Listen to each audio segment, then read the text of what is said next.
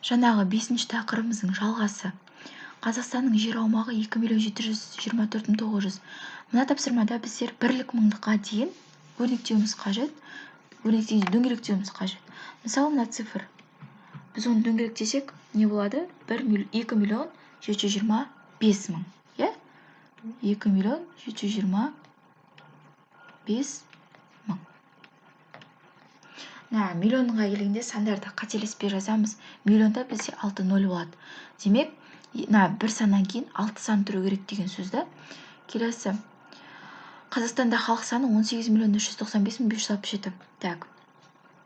Біз бұда өрнектесек 18.396.000 болады. Міне мынаны өрнектеуіміз керек.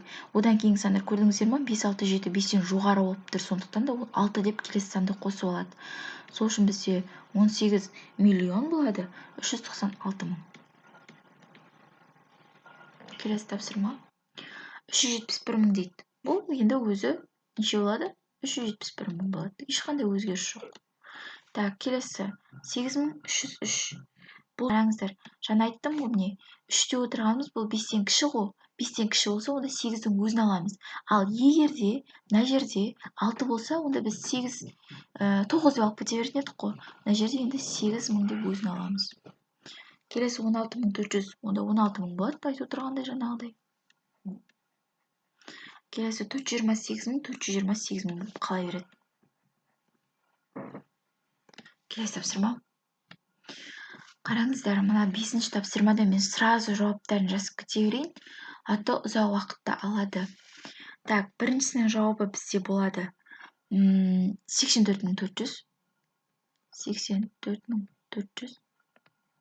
Так, 26.987 азайтамын 20.000, одан азайтамын 80.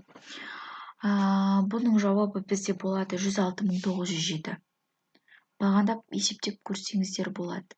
907. Келесі 480.000 қосамын 900, қосамын 2.000 дейді. Бұның жауабы бізде 482.900. Яғни 2.000 8-ден кейін тұрады, одан кейін 9 тұрады. Сонда 482.900. Жақсы, келесі мына қатарды шығарайық. Бұл жерде 4 миллион болады, 380.000 болады. 4 миллион 380.000. Келесі. Мына жерде 2 миллион 80.000 болады. 2 миллион 80.000. Иә, дұрыс жаз. Так, одан кейінгісінің жауабы 50 миллион 400.000. Келесі теңдеулерді шешке көшейік. Так, теңдеуді шеш. Бұл теңдеуді шешу үшін балдар бірінші номинаны қосамыз. Сонда бізде 18.300 болады. Енді сұрақ. 18.300-ге қандай санды қосқанда 20.000 болады. Оны табу үшін мен қысқаша жаза кетейін. 20.000-нан азайтам 18.300. Сонда бізде жауабы шығады. Қанша болады? Так, x тең болады 1700 ба? 1700. Мынау кішкене қуып тұр. Так, мына екеуін қосамыз 50.000. 75.900-ден қандай санды азайтқанда 50.000 болады. Оны табу үшін 75.900-ден 50.000 азайтамыз. Сонда бізде жауабы болады. Қанша болады? 25.900 болады. Осымен теңдеулер аяқталды. Келесі 7-ші есеп. 7-ші есепте қараңыздар. 25 қосу 5. Жылдамдыққа есептеу қажет. 130 болады. 1250 қосу 50. 1300 болады. Мынау енді белгілі 13.000 болады. Мынау белгілі 130.000 болады. Мынау белгілі неше болады? 175.000 болады. 75.000 болады.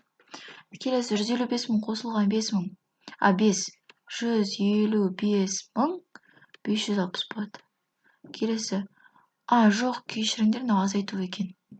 Онда мынау 50 болады. Келесі, мына жерде болады 155.505. мына жерде болады 155 055. Мына жерде болады 150 555.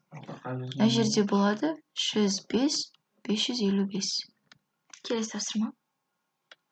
Так, балалар, бізде соңғы тапсырма. 10-шы тапсырма, осы 5-ші сабақтың 10-шы тапсырмасы. Так, азайтқанда қанша болады? 300 000 болады, иә? Қазір.